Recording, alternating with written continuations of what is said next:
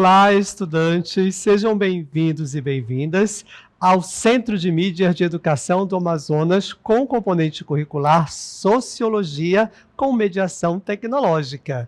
Eu sou o professor Dário Pinheiro, vou estar com vocês nesta aula de número 13, que tem como objeto de conhecimento processo de formação, constituição e transformação de diferentes sociedades humanas e suas formas de organização política, Estado, poder, democracia, autoritarismo, patrimonialismo, populismo e etc., em âmbito local, regional, nacional e global, bem como o papel desempenhado pelos sujeitos e coletividades mediante os valores morais, éticos, estéticos, culturais e políticos. O detalhamento deste objeto é características sociais do Brasil, análise de dados sociais. Uma temática bem interessante para a nossa aula de agora. Vamos lá?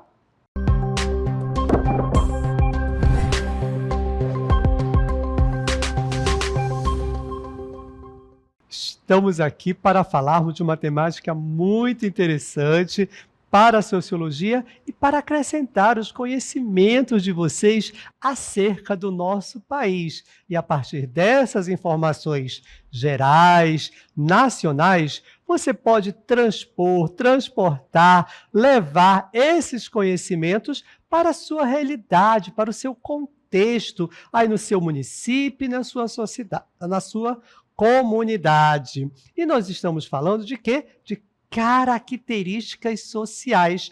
Todo local, todo espaço social tem características sociais. Isso mesmo, o Brasil, o seu município, a sua comunidade possui o que nós chamamos, o que nós estamos aqui apresentando para vocês agora, que são as características sociais. Então, vamos definir características sociais para ficar bem claro e bem entendido e para assim nós continuarmos. Características sociais. Ampla gama de aspectos que moldam a vida das pessoas e a dinâmica da sociedade. Muito bem, é uma gama de aspectos. Vejam que são vários. Elas refletem a forma como as pessoas interagem, se organizam e vivem em um determinado território. Vejam, vamos repetir mais uma vez, elas, que são as características sociais, refletem a forma como as pessoas interagem, se organizam e vivem em um determinado território. Percebam que, a partir dessas características que nós apresentamos das características sociais e não sendo redundante, você já pode olhar para a sua cidade, olhar para o seu município e começar a enumerar, a perceber, a interpretar e ver quais são essas características que nós vamos enumerar aqui de forma em todo o território nacional para que vocês percebam que vocês podem e devem olhar a partir dos conhecimentos a partir de agora adquiridos. Vamos observar o território brasileiro, né, de forma nacional. Olha aí, o mapa do Brasil. Características sociais. Pronto, eu já sei que são a forma como as pessoas se organizam, vivem dentro de um determinado território. No caso aqui que a gente está exemplificando, é o território brasileiro, de norte a sul, de leste a oeste. Todo esse território possui umas características próprias, né? Que são chamadas características sociais. Olha aí, demografia, me acompanhem, economia, educação, tecnologia, saúde, estrutura familiar. Sim, cada local pode apresentar uma organização social com uma estrutura familiar diferenciada em alguns detalhes de outras regiões deste mesmo território brasileiro. Segurança, Como está a segurança no território brasileiro? Como está a segurança no estado do Amazonas, né? No estado do Pará? Vejam que há essa diferença de características de um local para o outro. Mas aqui a gente está vendo o Brasil como um todo. A cultura. Quais são as características sociais da cultura dentro desse grande território brasileiro? Se nós formos falar por região, teremos também diferenças. Vejam como é importante conhecer e estudar. E, para isso, nós temos que ter uma base, temos que ter alguma coisa que nos apresente quais são essas características, dentre elas aí exemplificadas e enumeradas no mapa do Brasil. Claro que podemos ter muitas outras. Estas que estão aí para vocês, neste mapa do Brasil, que vocês estão visualizando, são apenas algumas. Como é que eu posso, então, definir a demografia, a educação, a tecnologia do meu território brasileiro, do meu estado, do meu município, da minha comunidade? Vejam como nós iremos delimitando e todos esses espaços geográficos e sociais apresentam, sim, características sociais próprias. Como que eu vou conhecer isso, professor? Olha só, através dos dados sociais. Sim, dados sociais, eles podem nos dar estas informações, porque elas são informações brutas. O que significa isso, gente? Informações brutas são informações que não estão sendo trabalhadas, que não foram lapidadas, são informações bem gerais, né? De um contexto bem geral. Quando a gente vai delimitando, trabalhando essas informações, aí você vai começando a ter características próprias de cada local. E essas diferenças brutas são também factuais de diversos aspectos da sociedade. Já vimos aí exemplos de alguns aspectos, como população, saúde, educação, emprego, renda. Olha aqui, neste exemplo, trouxemos aqui um dado novo. Renda não estava ali no nosso mapa, mas pode ser traduzido, pelo que nós vimos, como economia. População também pode ser traduzido como demografia. Percebam que são a partir desses dados, conhecendo cada um deles, que nós podemos trabalhar e conhecer. Aí, exemplos, por exemplo, de dados sociais. Número de habitantes, a demografia, a população de um determinado local. É um dado social. O seu município tem um número de habitantes diferente de outro município. Pode até ser igual, mas é um número que caracteriza aí o seu espaço geográfico. A taxa de natalidade. Quantas crianças, quantos bebês nascem por mês, por ano, aí no seu município? Você sabe? Você tem esse dado social da taxa de natalidade? E o número de escolas? Você sabe quantas escolas tem no seu município para atender a sua população? É uma informação importante que necessita aí ter-se para poder atender a quem precisa de escola, não é verdade? Taxa de desemprego é outro dado social, um número. Tantos por cento da população do município de Altazes, por exemplo, está desempregada. É um dado social. A renda média dos que estão empregados, dos que têm uma atividade econômica ativa, tudo isso são dados sociais que também podem ter naturezas diferenciadas, que podem ser quantitativas, números, somente números. Aqui no meu município, na minha comunidade, todo mês, por mês, nasce uma média, olha aí, média de 10 crianças. Olha que interessante, isso é um dado bruto. Aí nós podemos trabalhar esse dado. Quantos são do sexo masculino? Quantos são do sexo feminino? Né? Aí o dado já começa a ser trabalhado para entender aí a questão da taxa de natalidade aí do seu município. Ou podem ser qualitativos, não são números, mas é a forma. Olha, aqui a economia cresce por conta dos incentivos fiscais, da população que é muito trabalhadora, da população que investe nos seus negócios, na sua lavoura, no seu trabalho, no seu comércio. Vejam que esses dados qualitativos, quando você discrimina o dado com o qual você está trabalhando. E também, todos esses dados, sejam eles qualitativos ou quantitativos, eles vão servir como base para análises, pesquisas e formulação de políticas públicas. Claro que aqui nós estamos dando exemplos de como você, enquanto estudante, pode saber e deve saber como ter esse dado e aquela informação quantitativa ou qualitativa para poder perceber a sua realidade social, as características sociais aí do seu espaço geográfico, no município ou na comunidade.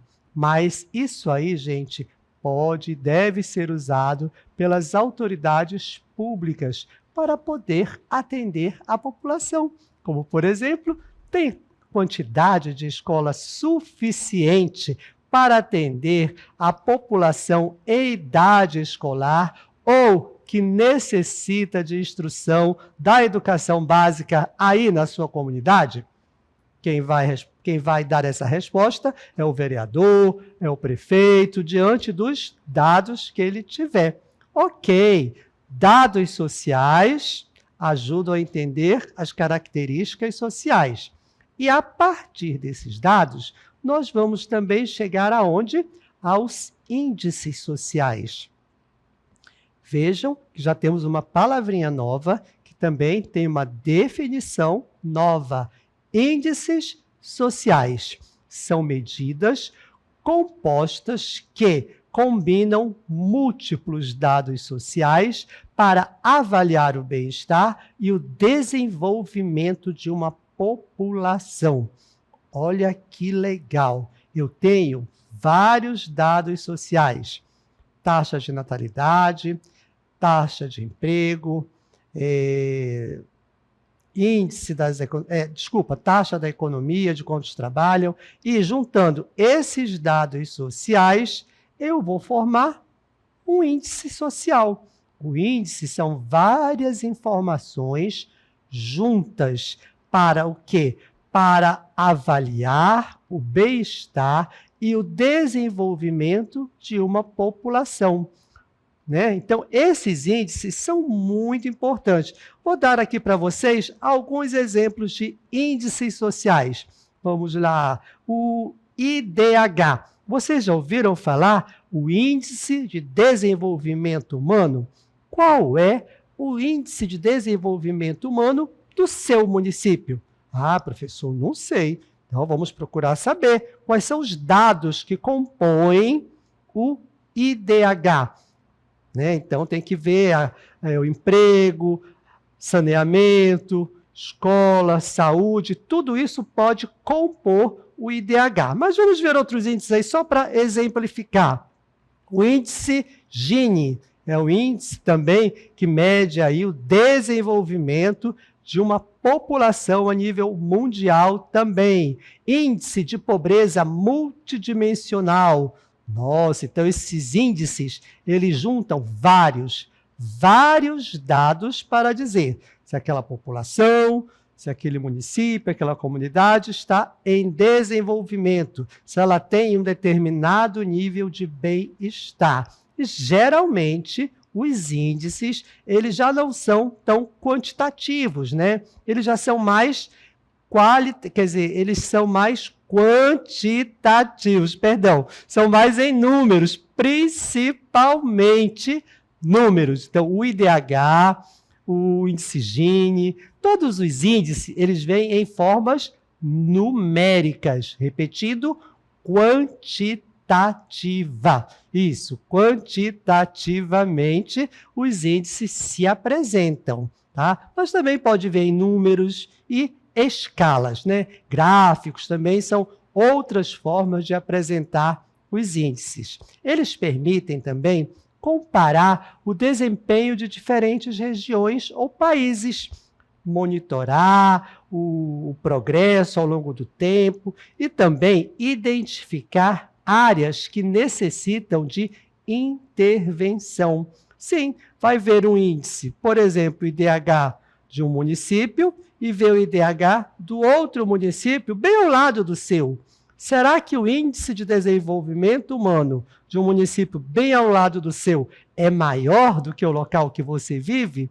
Poxa, é maior. Então, aquele município ele é mais desenvolvido, ele tem um índice de desenvolvimento humano maior e melhor. As pessoas vivem de forma melhor, tem mais emprego, tem mais saúde, tem mais escola, né? Tudo isso é melhor lá no outro município, porque aqui o IDH diz que tem um índice maior e o meu não é tanto. Quer dizer, essa comparação pode ser feita a partir do número que um índice pode apresentar quando você estiver aí pesquisando. Então, vamos falar mais um pouquinho desse IDH, que é bem interessante, que é o Índice de Desenvolvimento Humano, que ele compara indicadores de países nos itens. Olha aí quais são os itens que o IDH vai comparar um país, um estado, né? No caso aí do IDH é só países mesmo, tá, gente? Perdão, já ia avançar, mas é só países. Então, o que ele compara? Itens como riqueza. Se um país é mais rico que o outro, aí ele vai dizer, olha, esse é mais rico, esse é menos rico. Deixa eu ver outro índice que está aí. Educação. O nível de educação de um determinado país em relação ao Brasil é maior ou menor? Onde a educação é melhor? No país A, no país B ou no país C? Esperança de vida também é outro item que é verificado e comparado para compor o IDH. Natalidade, dentre outros. Todos esses dados, que são dados que vão compor o Índice de Desenvolvimento Humano, vêm com o intuito de avaliar o bem-estar de uma população. Outro detalhe bem interessante, especialmente das crianças. Vejam que o IDH, ele utiliza vários dados da riqueza, da alfabetização, da educação, da esperança de vida, a natalidade, quantas pessoas nascem, quantas pessoas morrem ali naquele município, tudo isso compõe o IDH. São vários dados. Então, dados servem de base para os índices. Estão entendendo? Tá claro? Vamos dizer de uma outra forma. Dados e índices. Vou resumir aqui para vocês. Dados sociais, olha só como a gente vai exemplificar. São os ingredientes básicos. São os ingredientes, enquanto os índices sociais são os pratos elaborados a partir desses ingredientes. Vamos ver aqui um bom peixe cozido, né? Quais são os dados, no caso, para preparar esse peixe cozido? Você pega o peixe lá no rio, lá na lagoa, compra no supermercado, e aí vai temperar esse peixe, né? Aí vai colocar sal, pimenta, vai colocar cheiro verde ou outros temperos do seu gosto. Então, o sal, o cheiro verde, a pimenta e demais temperos são os dados, né, sociais, aqui dessa exemplificação, bem simplificada mesmo, né, para compor o prato principal, que é o peixe cozido. E pronto! Então vejam que o peixe cozido juntou vários ingredientes, e os dados sociais são esses ingredientes. E o prato principal é os nossos índices. Os índices sociais, eles são construídos a partir da análise e agregação de dados sociais relevantes. Voltando aqui para o nosso peixe delicioso, né? Se você vai colocar um tempero que de repente não combina com aquele peixe, bem, vou dizer não combina para o paladar de quem está fazendo. Por exemplo, só aqui um exemplo também, né? Vamos colocar açúcar nessa caldeirada. Bem, para o meu paladar, o açúcar não é o ingrediente adequado para um peixe cozido. A mesma coisa, você pode transpor o pensamento aí em uma analogia, que eu quero dizer, uma comparação com os dados sociais. Se um determinado índice, como o IDH, trabalha para ver o nível de bem-estar das pessoas, principalmente das crianças, ele não vai buscar dados sociais que não comportem, que não interessam para ver se a pessoa está bem ou não, se aquele município está desenvolvido ou não. Conseguem compreender? Eu espero sinceramente que sim, porque, na verdade, é simples. Dados são os ingredientes, índice é o prato principal. Pronto. Os índices utilizam vários dados sociais que têm que ser relevantes, importantes, pertinentes, reais, verdadeiros. Sim, eles têm que ser verdadeiros. E aí você vai perguntar, onde eu posso encontrar os meus índices sociais e os meus dados sociais verdadeiros, né, de fontes fidedignas? Vamos ver aí onde eu posso pegar um índice social confiável, um índice que buscou dados, que buscou informações. Vamos dar aí um exemplo, IBGE.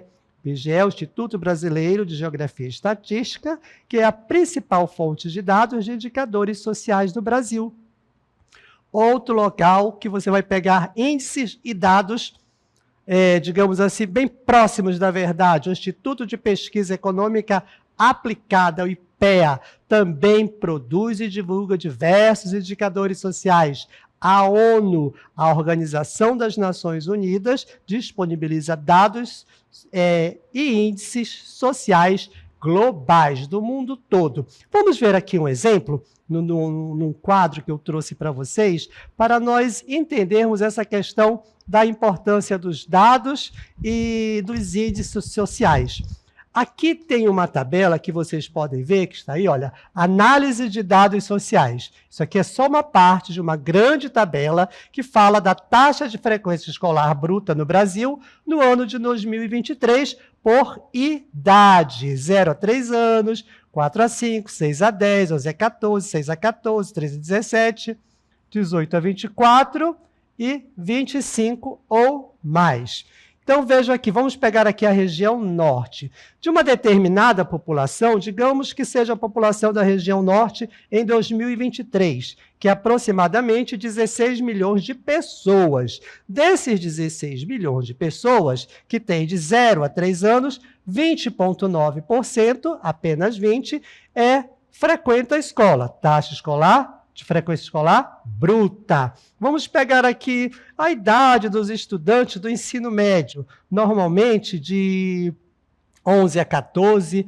Olha aí que legal, Fundamental 2. 15 a 17 do ensino médio, 89% frequentavam a escola dessa população de 16 milhões, aquele pessoal de entre 15 e 17 anos que estava na escola tem uma frequência de 89%. Vejam que são dados que dizem, poxa, a juventude da região norte frequenta a escola em 89%, né? Quase 90%. Então, isso é muito, muito bom. Então, vejam que esses dados são importantes para entender, neste caso específico, a educação brasileira. Mas a importância dos dados vai muito além dessa simples análise que nós fizemos assim muito rapidamente, né? Tem aí uma revista internacional, que é a revista Forbes,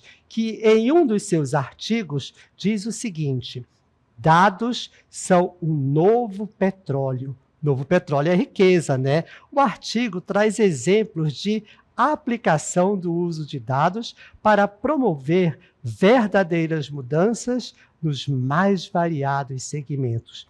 Então, se você quer mudar um segmento, tenha a informação certa, tenha o indicador certo, tenha o dado correto. E aí, vamos aqui a mais exemplos de indicadores aqui. Demografia. Falamos lá no início da nossa aula. Estimativa recém-lançada pelo IBGE aponta que o Brasil possuía, em julho de 2004, uma população de 212 milhões e mais alguns habitantes, o que representa um crescimento de 4,68 ou 9.502.994 habitantes, frente aos resultados definitivos, frente aos resultados definitivos aí do censo demográfico que ocorreu lá em 2022. Vejam como é importante saber a quantidade de pessoas que tem no Brasil para o governo poder planejar as suas ações. Diante dessa informação, olha, eu tenho aí 212 milhões de pessoas. Vamos ver a saúde, que é outro exemplo de outro indicador que nós vamos ver aqui, só para entender a importância desses dados sociais. Aí, a saúde, nesse caso específico, persiste o desafio de melhor aproveitar essas informações na gestão do SUS, que é o Sistema Único de Saúde. A expansão da produção e do acesso aos dados não se faz acompanhar pelo desenvolvimento qualitativo dos sistemas de informação, enquanto faltam análises orientadas para subsidiar decisões políticas. Aí, nesse caso, a rede intergerencial de informação para a saúde, indicadores básicos para a saúde do Brasil, traz conceitos, aplicações, rede intergerencial de informação para a saúde, nos trouxe essa informação. Vejam que para a saúde, para o gerenciamento da saúde desses mais de 212 milhões de brasileiros, ainda faltam informações. Vejam como o dado é muito importante para ajudar a população de um país com relação à saúde.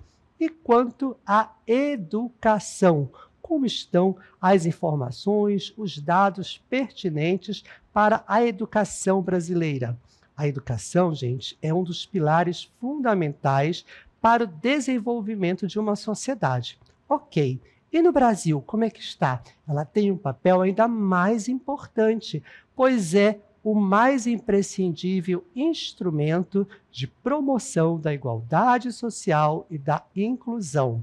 A nossa realidade brasileira ainda tem na escola, na educação como um todo, que não é só a escola, a educação, são vários outros aspectos, ainda tem nesse espaço educacional uma forma de promover a igualdade e de diminuir a necessidade da nossa população, dos nossos jovens, porque o sistema educacional brasileiro, ele enfrenta diversos desafios, como a desigualdade de acesso, a qualidade do ensino, que tem que melhorar muito. Nós estamos aqui sempre buscando a melhor qualidade do ensino para oferecer para vocês, mas temos que avançar sempre, cada vez mais. Professores, estudantes, sistemas governamentais, secretarias estaduais, municipais de educação, sempre lutando para trazer um melhor ensino para a nossa população aí que está